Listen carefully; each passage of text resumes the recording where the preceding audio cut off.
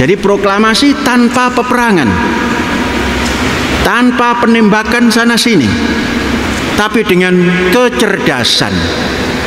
Itulah tatkala Adam memakan buah tadi, itu namanya pohon pengetahuan. Adapun pohon yang lain boleh dimakan, itulah nama pohon kesejahteraan. Nah, dengan pohon pengetahuan bisa membaca. Oh, ini penjajah harus diusir. Ngusirnya pakai apa? Pakai otak. Satu nusa, satu bangsa, satu bahasa, Indonesia. Lagunya diciptakan, Indonesia tanah airku, Indonesia tanah yang mulia, Indonesia tanah pusaka, dan seterusnya. Yang bangsanya sendiri hari ini tidak banyak yang paham cita-cita Indonesia yang 3 stansa itu. Untung masih ada yang memegang fardu kifayah. Ada di satu tempat, Ashabul Kahfi barangkali, dalam perjalanan terus dihimpun, menerurkanlah proklamasi kedua de facto dan de jure 1945, yaitu 17 Agustus. Kami bangsa Indonesia dengan ini menyatakan kemerdekaan Indonesia. Hal-hal yang kenaan dengan pemindahan kekuasaan dan lain-lainnya diatur dengan seksama dalam tempo yang sesingkat-singkatnya. Jadi nggak punya batas itu ya. Jalan tanpa perang. Ternyata peperangan itu setelah kemerdekaan, mempertahankan kemerdekaan, memerdekakannya tanpa perang, pakai taktik strategik, mengisi otak, rasional.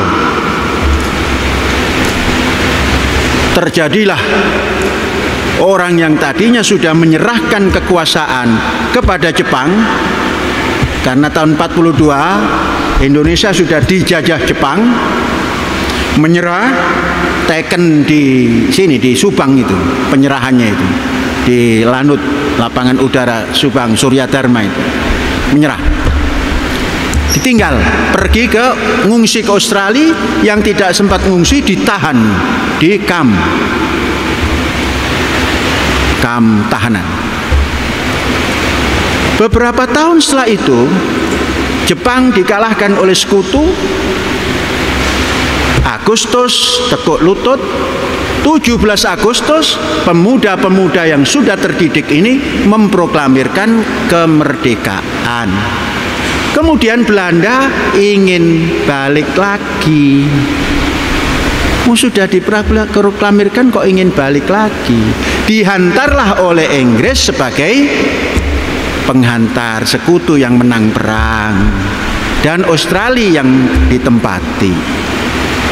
Kata Inggris, kami mau menertibkan untuk merampas pasukan Jepang yang sudah menyerah. Ternyata lain omong, lain praktek. Menjelang November, September, Oktober, 10 November kan?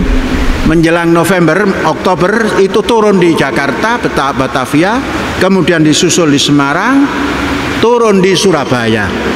Di Surabaya inilah yang terjadi peristiwa besar, di mana ratusan ribu pemuda dan masyarakat yang tinggal di Surabaya mengadakan perlawanan menggunakan berbagai macam senjata, baik yang senjata benar maupun senjata tidak benar, bambu dan lain-lain, melawan tentara Inggris yang mendarat.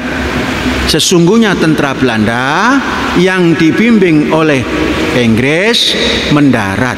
Orang Indonesia tidak tahu Inggris, tidak tahu Belanda. Yang wong putih itu ya londo, kabeh londo, perang. Gak gelem aku menyerah. Sekali merdeka, tetap merdeka. Merdeka atau mati. Pidato di sana sini Bung Tomo dan sebagainya. Terjadilah baku tembak. Jenderal yang namanya Mayor Jenderal Malabi tertembak, entah siapa yang nembak. Maka dipersalahkanlah bangsa Indonesia Kemudian ada perundingan. Perundingan pertama adalah perundingan Linggarjati, belum mendapatkan kesepakatan. Perundingan yang kedua adalah perundingan Renville.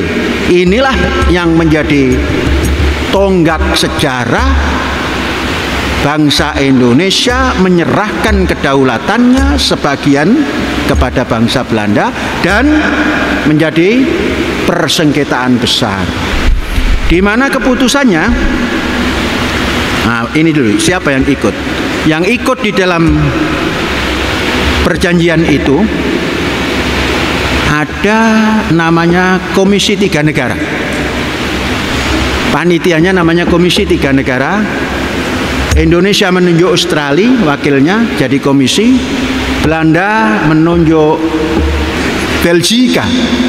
Nah, jadi setelah itu dua ini yang ditunjuk Indonesia dan yang ditunjuk Belanda menunjuk satu orang ketua komisi Amerika, lagi-lagi pengadilan monyet. Apa hasilnya? Hasil yang paling jelek di antara perundingan-perundingan yang ada. Republik Indonesia, intinya Republik Indonesia harus meninggalkan kantong yang ada di Jawa Barat, meninggalkan garis Van Mook, pindah ke Jogja, yang itu adalah daerah Republik. Maka tentara Siliwangi tunduk, ikut. Alasannya atas perintah ditunduk. Ada yang lewat Gombong naik kereta api, ada yang lewat Cirebon naik kapal turun ke Rembang, dan ada yang turun ke Jogja. Walhasil kumpullah di Jogja sana. Fakim, keadaan Fakim, mengapa ditinggalkan? Ketika itulah tokoh-tokoh Jawa Barat yang menyatakan tidak setuju dengan Renville mendirikan satu kegiatan untuk menegakkan Indonesia jangan ditinggalkan. Berdirilah sebuah proklamasi yang diucapkan oleh Marijan Kartosoewirjo, berdiri negara Islam Indonesia di bulan Agustus, awal pekan Agustus, mengisi kefakiman. Tentara Siliwangi yang pergi ke Jogja dan ada yang pergi ke Banten. Banten tetap menjadi republik. Kemudian Jawa Barat yang istilahnya Priangan Timur dan Jakarta ditinggal oleh